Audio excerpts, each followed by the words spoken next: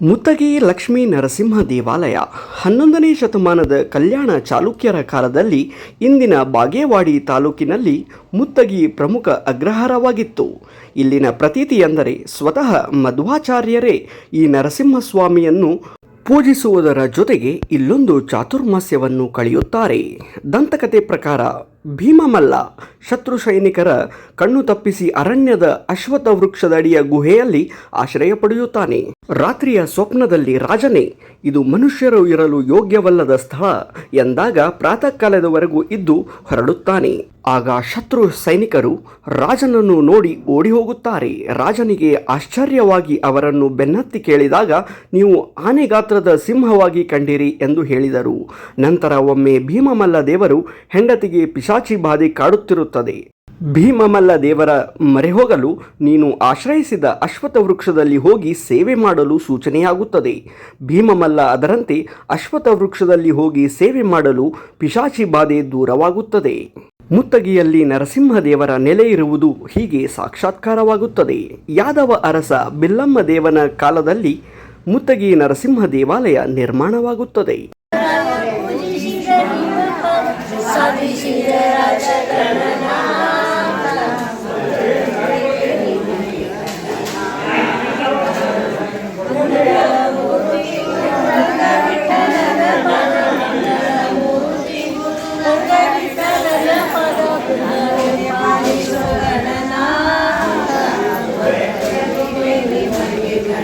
ಆಲಯದೊಳಗೋ ಆಲಯವು ಬಯಲೊಳಗೋ ಬಯಲು ಆಲಯಗಳೆರಡು ನಯನದೊಳಗೋ ನಯನ ಬುದ್ಧಿಯ ಒಳಗೋ ಬುದ್ಧಿ ನಯನದೊಳಗೋ ನಯನ ಬುದ್ಧಿಗಳೆರಡು ನಿನ್ನೊಳು ಹರಿಯೇ ನೀ ಮಾಯೆಯೊಳು ನಿನ್ನೊಳು ಮಾಯೆಯೋ ಸವಿಯು ಸಕ್ಕರೆಯೊಳಗೋ ಸಕ್ಕರೆಯು ಸವಿಯೊಳಗೋ ಸವಿಯು ಸಕ್ಕರೆಗಳೆರಡು ಜಿವ್ವೆಯೊಳಗೋ ಜಿವ್ವೆ ಮನಸ್ಸಿನ ಒಳಗೋ ಮನಸ್ಸು ಜಿವ್ವೆಯ ಒಳಗೋ ಜಿವ್ವೆ ಮನಸ್ಸುಗಳೆರಡು ನಿನ್ನೊಳಗೋ ಹರಿಯೇ ನೀ ಮಾಯೆಯೊಳು ನಿನ್ನೊಳು ಮಾಯೆಯೋ ಕುಸುಮದೊಳು ಗಂಧವು ಗಂಧದೊಳು ಕುಸುಮವು ಕುಸುಮ ಗಂಧಗಳೆರಡು ಆಘ್ರಾಣದೊಳಗೋ ಅಸಮಭವಕ್ಕಾಗಿ ನೆಲೆ ಯಾದಿ ಕೇಶವರಾಯ ಉಸುರಳೆನ್ನವಳಲ್ಲ ಎಲ್ಲ ನಿನ್ನೊಳಗು ಹರಿಯೇ ನೀ ಮಾಯೆಯೊಳು ನಿನ್ನೊಳು ಮಾಯೆ ರಮಣ ಕರುಣಾಕರ ದೇವ ರಮಣ ಕರುಣಾಕರ ದೇವ ನೀರಜ ಶ್ಯಾಮ ಗೋಪಾಲ ನೀರಜ ಶ್ಯಾಮ ಗೋಪಾಲ ನಿನ್ನ ಭಕುತಿ ಬೀರೋ ದೇವ ನಿನ್ನ ಭಕುತಿ ಬೀರೋ ದೇವ ಕರಿರಾಜವರದ ಅಪ್ರಮೇಯ ಅರಿತು ಪಾಲಿಸೋ ಯೋಗೀಶ ಸುರಮುನಿ ಹೃದಯ ನೀನೇ ಕಾಯೋ ಸುರಮುನಿ ಹೃದಯ ನೀನೇ ಕಾಯೋ ಗುರು ಪುರಂದರ ವಿಠಲರಾಯ ಗುರು ಪುರಂದರ ವಿಠಲರಾಯ ನಿನ್ನ ಭಕುತಿ ಬೀರೋ ದೇವ ನಿನ್ನ ಭಕುತಿ ಬೀರೋ ದೇವ ಎನ್ನ ಮನ್ನಿಷಿ ಸಲಹುವರಾರೋ ಎನ್ನ ಮನ್ನಿಷಿ ಸಲಹುವರಾರೋ ನಿನ್ನ ಭಕುತಿ ಬೀರೋ ದೇವ ನಿನ್ನ ಭಕುತಿ ಬೀರೋ ನಿನ್ನ ಭಕುತಿ ಬೀರೋ ನಿನ್ನ ಭಕುತಿ ಬೀರೋ ದೇವ. ಗುರುಭ್ಯೋ ನಮಃ. ಹರಿ ಓಂ. ನಾವು ಇಲ್ಲಿರುವುದು ಮುತ್ತಗಿಯಲ್ಲಿದ್ದೀವಿ. ಭಾರಿ ಕರ್ನಾಟಕದೊಳಗೆ ವರ್ಲ್ಡ್ ಫೇಮಸ್ ಆದಂಥ ಈ ಮುತ್ತಗಿಯೊಳಗೆ ನಾವು ಇಲ್ಲಿ ಬಂದೀವಿ. ಈ ಮುತ್ತಗಿಯೊಳಗೆ ನರಸಿಂಹದೇವ್ರ ದೇವಸ್ಥಾನ ಅದ ರೀ. ಇದು ಭಾರಿ ಸ್ಪೆಷಲ್ ದೇವಸ್ಥಾನ. ಯಾಕಿದು ಸ್ಪೆಷಲ್ ಅಂತಂದ್ರೆ ಅಲ್ಲಿ ನೋಡ್ಲಿಕ್ಕತ್ತಿರಲ್ಲ ಅಶ್ವತ್ಥ ವೃಕ್ಷ. ಆ ಅಶ್ವತ್ಥ ವೃಕ್ಷದೊಳಗೆ ನರಸಪ್ಪ ಒಡಮೂಡ್ಯಾನ. ಈ ಒಂದು ನರಸಪ್ಪ ಭಾರಿ ಜಾಗೃತ ಪ್ರದೇಶ ಇದು. ಇಲ್ಲಿ ಏನಾಗಿತ್ತಂದ್ರೆ ಇದ್ರ ಇತಿಹಾಸ ತಿಳಿಯೋಣಂದ್ರೆ 11ನೇ ಶತಮಾನದೊಳಗೆ ಒಡಮೂಡಿದ್ದ ಅಂತ ನರಸಪ್ಪ. ಅವಾಗ ಮತ್ತೀಗ ಕಾಲಕ್ರಮೇಣ ಅದು ಮುಚ್ಚಿತ್ತು ಗಿಡದಿಂದ. ಅದು ಆದಮೇಲೆ 1972 ಮರ ವಿಸ್ಫೋಟ ಆಯ್ತಂತ. ಏನಂತ ಊರಿನ ಜನ ನೋಡಿದಾಗ ಸಾಕ್ಷಾತ್ ನರಸಿಂಹದೇವರು ಇಲ್ಲಿ ಒಡಮೂಡ್ಯಾರ. ಕಂಬದಿಂದ ಹೇಗೆ ಒಡಮೂಡಿ ಬಂದಿದ್ದಲ್ಲ ನರಸಪ್ಪ ಅವಾಗ, ಈಗೂ ಸಹ ಹಂಗೆ ಮರದಿಂದ ವಿಸ್ಫೋಟ ಮಾಡಿಕೊಂಡು ಹೊರಗೆ ಬಂದಾನ. ಇಂತಹ ನರಸಿಂಹದೇವರ ವಿಶೇಷ ಸನ್ನಿಧಾನದೊಳಗೆ ನಾವಿದ್ದೀವಿ. ಇಲ್ಲಿ ಊರಿನ ಜನ ಗುಡಿ ಎಲ್ಲ ಕಟ್ಟಿಸಿದ್ರು, ಎಲ್ಲನೂ ಭಾರಿ ಸುವ್ಯವಸ್ಥೆಯನ್ನು ಮಾಡಿದರು.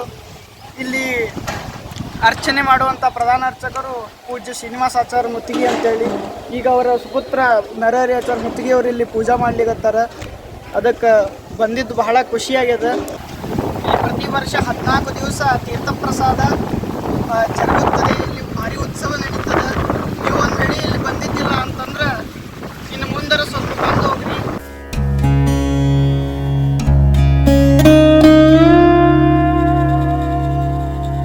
ಅಳಬೇಕು, ನಿದ್ದೆ ಬಂದರೂ ಅಳಬೇಕು, ನೋವಾದ್ರೂ ಅಳಬೇಕು, ಹುಳ ಕಚ್ಚಿದ್ರು ಸೊಳ್ಳೆ ಕಚ್ಚಿದ್ರು ಅಳ್ಳೇಬೇಕು. ಹೇಳ್ತೇನೆ ಅಂದ್ರೆ ಬಾಯಿ ಇಲ್ಲ. ನಾನೇನೋ ಹೇಳಲಿಕ್ಕೆ ಹೋಗ್ತೇನೆ, ತಾಯಿ ಇನ್ನೇನೋ ತಿಳ್ಕೊತಾಳೆ. ಹಸವೆ ಅಂತ ಅಳ್ತಿರ್ತೇನೆ, ಜೋಳದಲ್ಲಿ ಹಾಕಿ ತೂಗಿ ನಾವು ಮಲಗಿಸ್ಲಿಕ್ಕೆ ಪ್ರಯತ್ನ ಮಾಡ್ತಾಳೆ. ನಿದ್ದೆ ಬರ್ತದೆ ಅಂತ ಹೇಳಿ ನಾನು ಅಳ್ತೇನೆ, ಮತ್ತೆ ಹಾಲಿಟ್ಟು ತುರುಕ್ತಾಳೆ ಬಾಯಿಗೆ. ಹೀಗೆ ಹುಟ್ಟಿದ ಪ್ರಸಂಗದಲ್ಲಿ ಇಂತಹ ದುಃಖ ಬರ್ತದೆ. ಇದನ್ನೆಲ್ಲ ಹೇಳೋದು ಯಾಕೆ ಗೊತ್ತಾ? ಈ ಚಕ್ರದಿಂದ ಹೊರಗೆ ಬರಲಿಕ್ಕೆ ಪ್ರಯತ್ನ ಮಾಡುವಂತ ದೇವರ ತಾತ್ಪರ್ಯ. ಮತ್ತೆ ಮತ್ತೆ ಪ್ರತಿ ಜನ್ಮದಲ್ಲಿ ಇದನ್ನೇ ಅನುಭವಿಸ್ತಾ ಕೂತ್ರೆ ಏನ್ ಬಂದಂಗಾಯ್ತು? ಇದರಿಂದ ಹೊರಗೆ ಬರಲಿಕ್ಕೆ ಪ್ರಯತ್ನವನ್ನ ಮಾಡು, ಅದು ನಿಜವಾದ ಸಾಧನೆ ಅಂತ ಆಗತ್ತೆ. ಸುಮ್ಮನೆ ಅವರಷ್ಟು ಮಕ್ಕಳನ್ನು ಪಡೆದ್ರು ನಾನಿಷ್ಟು ಮಕ್ಕಳನ್ನ ಪಡಿತೇನೆ, ಅವರಷ್ಟು ಹಣ ಗಳಿಸಿದ್ರು ನಾನಿಷ್ಟು ಅವರಿಗಿಂತ ಹೆಚ್ಚು ಗಳಿಸ್ತೇನೆ, ಅವರು 1 ಮನೆ ಕಟ್ಟಿದ್ರೆ ನಾನು 4 ಮನೆ ಕಟ್ತೇನೆ, ಇದು ಸಾಧನೆ ಅಲ್ಲ ಅಂತಾನೆ ದೇವರು. ಬೇಕು, ಎಲ್ಲವೂ ಬೇಕು, ಮನೆಯೂ ಬೇಕು, ಮಡದಿಯೂ ಬೇಕು, ಮಕ್ಕಳು ಬೇಕು. ಆದ್ರೆ ಇನ್ನೊಬ್ಬರನ್ನ ನೋಡಿ ಅವರಿಗಿಂತ ಹೆಚ್ಚು ನಾನು ಮಾಡ್ತೇನೆ, ನನಗಿಂತ ಹೆಚ್ಚು ಏನು, ಹಾಗೆ ಮಾಡ್ತಾ ಕೂತ್ರೆ ಅದು ಸಾಧನೆ ಆಗೋದಿಲ್ಲ. ಅದರಿಂದ ಏನೂ ಬರೋದಿಲ್ಲ. ಕೊನೆಗೆ ಎಲ್ಲವನ್ನು ಇಲ್ಲೇ ಬಿಟ್ಟು ಹೋಗುವ ಪ್ರಸಂಗ ಬರ್ತದೆ. ಹೀಗೆ ಇಷ್ಟೆಲ್ಲ ಗರ್ಭವಾಸದಲ್ಲಿ ದುಃಖ ಇದೆ, ಸಂಸಾರದಲ್ಲಿ ಬದುಕಿದಾಗ ದುಃಖ ಇದೆ, ನೋವಿದೆ, ಕಷ್ಟ ಇದೆ, ಎಲ್ಲಿಯೋ ಸ್ವಲ್ಪ ಸುಖ ಇದೆ. ಸುಖ ಇಲ್ಲ ಅಂತೇನಿಲ್ಲ, ಬೇಕಾದಷ್ಟು ಸುಖವೂ ಇದೆ. ಆದರೆ ನಾವೆಲ್ಲ ಅನುಭವಿಸುವ ಈ ಸಾಂಸಾರಿಕವಾದ ದುಃಖ ಕಷ್ಟ ಅವುಗಳ ಮುಂದೆ ನಾವು ಅನುಭವಿಸುವ ಸುಖ 5%. ಯಾವುದಾದ್ರೂ ವ್ಯಾಪಾರದ ಪ್ರಸಂಗದಲ್ಲಿದ್ದಾಗ ಇವರು 5% ಬಡ್ಡಿ ಕೊಡ್ತಾರೆ, ಅವ್ರು 8% ಕೊಡ್ತಾರೆ ಅಂತಂದ್ರೆ ಓಡಿ ಹೋಗ್ತೀವಿ. 8% ಎಲ್ಲಿ ಕೊಡ್ತಾರೆ ಅಲ್ಲಿ? ನಾವು ಅನುಭವಿಸುವ ಸುಖ ಎಷ್ಟಿದೆ ಗೊತ್ತಾ? ಕೇವಲ 5% ಇದೆ. ಆದರೆ ದೇವರನ್ನ ಹೊಂದಿದಾಗ ಆಗುವ ಸುಖ ಎಷ್ಟಿದೆ ಗೊತ್ತಾ? 100%. ಓಂ ಸೋತಮಸ್ತು.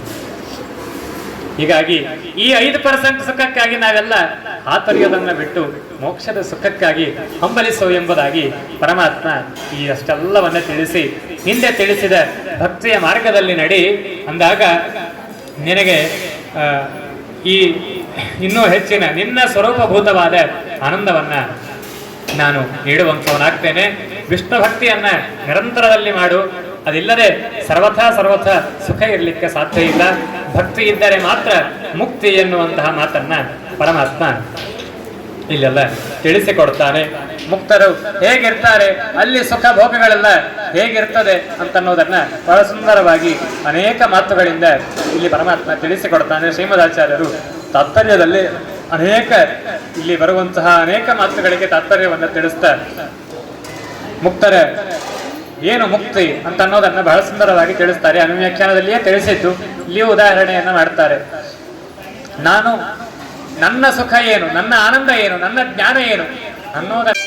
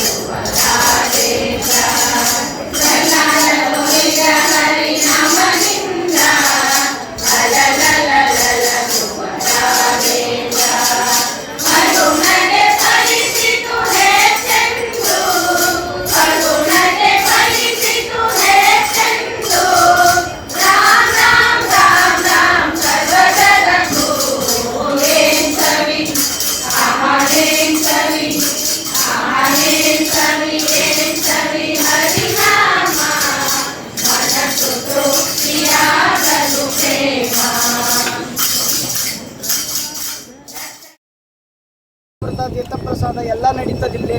ಅದಕ್ಕಾಗಿ ಸ್ಪೆಷಲ್ಲಾಗಿ ಉತ್ಸವದೊಳಗೆ ಭೇಟಿ ಕೊಡ್ರಿ. ನಿಮಗೆ ಆ ನರಸಿಂಹದೇವರ ಅನುಗ್ರಹಕ್ಕೆ ಎಲ್ಲರೂ ಪಾತ್ರರಾಗೋಣ ಅಂಥೇಳಿ ಈ ಚಿತ್ರಣವನ್ನು ಮುಗಿಸ್ಲಿಕ್ಕತ್ತೀವಿ. ಶ್ರೀ ಕೃಷ್ಣಾರ್ಪಣಮಸ್ತು. ಹರೇ ನಮಃ.